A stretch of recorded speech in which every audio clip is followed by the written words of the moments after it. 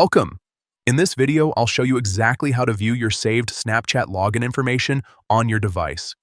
Snapchat has made a few updates recently, so if you've been struggling to find this option, don't worry, this quick guide will walk you through it step by step.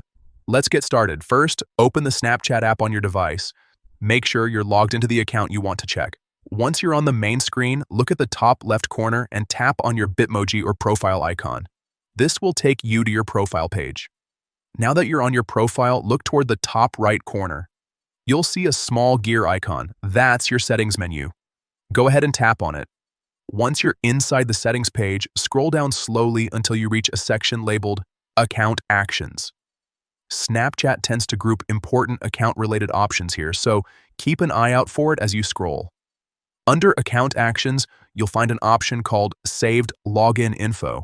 Tap on that. Here, you'll be able to view the login information that Snapchat has stored on your device. This includes details that make it easier for you to log in quickly without entering your credentials every time.